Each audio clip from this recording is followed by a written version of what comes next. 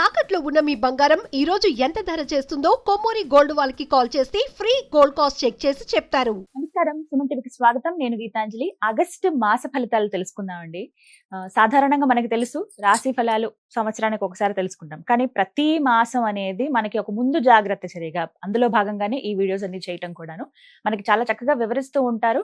మనం ఎంత జాగ్రత్త పడాలి, నవగ్రహాల స్థితిగతులు ఏ విధంగా ఉన్నాయి, ఏ రాశి వారికి ఎలా ఉండబోతోంది, మెరుగైన ఫలితాల కోసం వారు ఎటువంటి పరిహారాలు చేసుకుంటే మంచిదో ఇవాళ వీడియోలో చూద్దాము. ప్రత్యేకంగా ఒక్కొక్క రాశి 12 రాశులు ఇందులో వివరిస్తారండి. వివరించేందుకు ప్రస్తుతం మనతో పాటు ఉన్నారు జ్యోతిష్య రత్న, జ్యోతిష్య చక్ర వైభవ నిపుణ డాక్టర్ రాళ్లపల్లి రవికుమార్ గురువు గారు.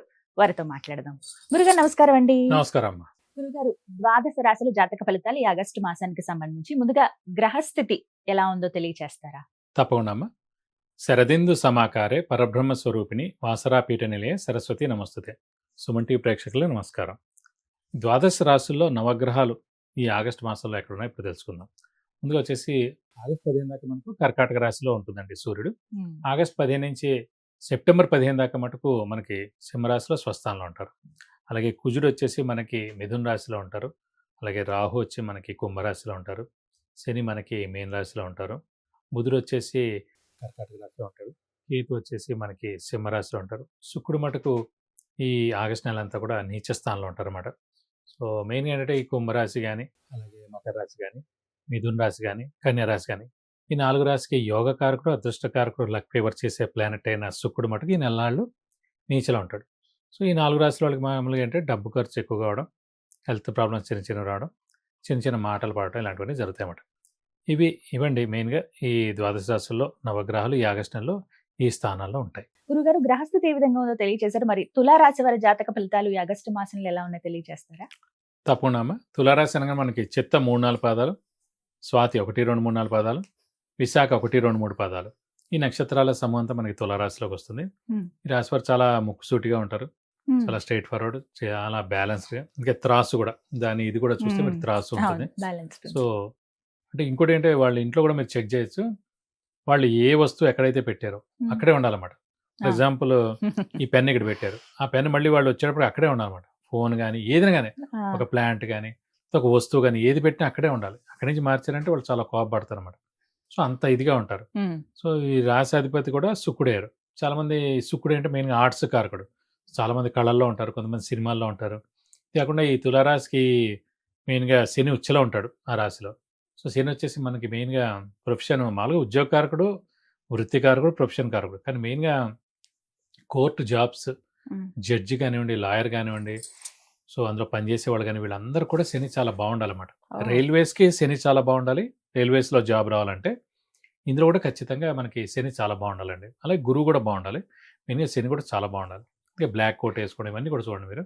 సో శని ఇంపాక్ట్ చాలా ఉంటుంది అన్నమాట. సో ఈ కోర్టు జాబ్లు ఎవరైనా, కోర్టు రిలేటెడ్ ఎవరైనా జాబ్ చేస్తున్నా కూడా ఖచ్చితంగా శని బాగుండాలి. ఈ రాశికి వచ్చేసి మెయిన్గా శని 6వ స్థానంలో చాలా బాగున్నాడు. గురువు వచ్చేసి 10వ స్థానంలో ఉచ్చలో ఇంకా చాలా బాగున్నాడు. సో అలాగే పంచమంలో రాహు, లాభంలో కేతు, మొత్తం 4 గ్రహాలు చాలా బాగున్నాయి. సో తులారాశి వారికి మటుకు పట్టిందల్లా బంగారం అని చెప్పుకోవచ్చు. మెయిన్గా ఈ రాశి వారికి శ్రమ, కాలం, ధనం వ్యర్థం కాకుండా ఉండడం, అవసరానికి డబ్బులు సమకూరడం, రావాల్సిన బాకీలు వసూలు అవడం, ష్యూరిటీ, స్పెక్యులేషన్స్ కలిసి వస్తాయి, మధ్యవర్తిత్వం వహించవచ్చును.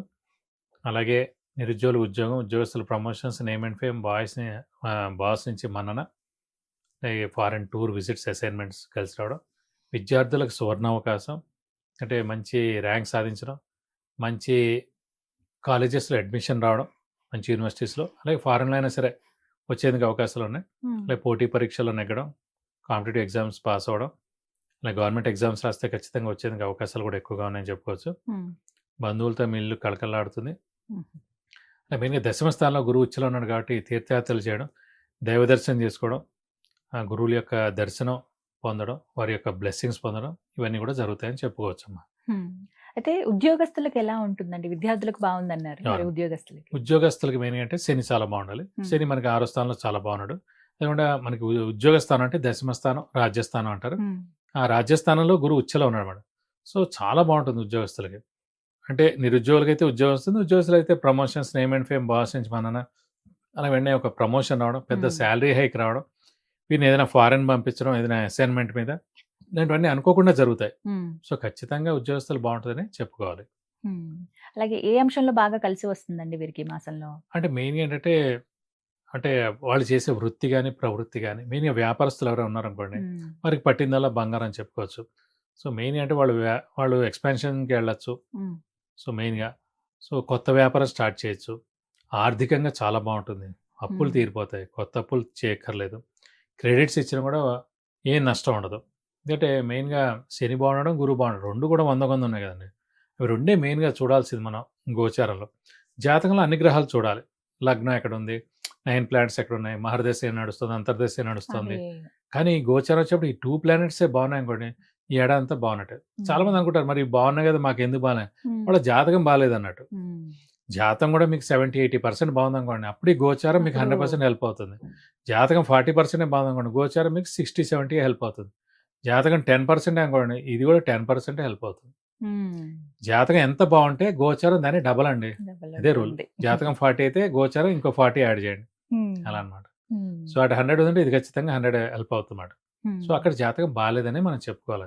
ఎందుకంటే హార్డ్ వర్క్ చేయాలి, స్మార్ట్ వర్క్ చేయాలి, అలవాట్లకు దూరంగా ఉండాలి, తల్లిదండ్రులు గౌరవించాలి, సంఘంలో జరిగే పనులన్నీ చేయాలి. ఇలా అన్నీ చేస్తేనే బాగుంటుందండి. ఏది ఇలా కూర్చుని ఉండి అన్నీ జరిగిపోవాలంటే జరగవు అలాగా.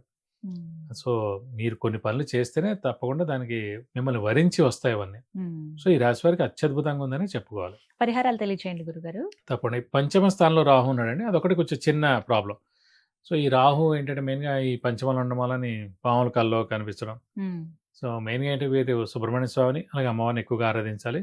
ప్రతిరోజు సుబ్రహ్మణ్య స్వామి అష్టోత్తరం అలాగే అమ్మవారి అష్టోత్తరం చదువుకుంటే మంచిది. అలాగే ప్రతి శుక్రవారం అమ్మవారి టెంపుల్కి వెళ్ళి 40 ప్రదక్షిణాలు చేసి వీలైతే కనుక మీ పేరు నక్షత్ర గోత్రనామంతో అభిషేకం కానీ అర్చన కానీ చేయిస్తే మంచిది.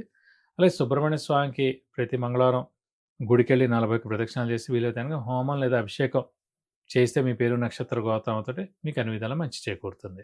చక్కగా తెలియజేశారు. ధన్యవాదాలండి. నమస్కారం. విన్నారు కదా, ప్రతి మాసంలో ఇలా జాతక ఫలితాలు తెలియజేస్తున్నారండి. అలాగే నేరుగా గురువు గారిని కలవాలని చాలా మంది కోరుకుంటారు. అందులో భాగంగా చాలా ప్రశ్నలు నిత్య జీవితంలో మనకెదురయ్యే ఉంటాయి.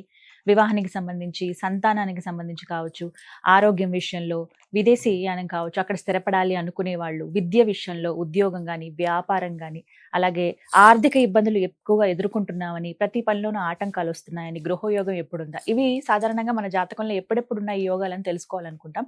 వాటి గురించి మీరు గురువుగారిని సంప్రదించవచ్చండి. సంప్రదించవలసిన నెంబర్ నేను స్క్రీన్ మీద అందిస్తున్నాను. మీరు కాల్ అపాయింట్మెంట్ తీసుకుని గురువుగారితో మాట్లాడవచ్చు. నేరుగా కలవాలనుకున్నా మీరు అపాయింట్మెంట్ తీసుకుని గురువుగారిని కలవచ్చు. నమస్కారం.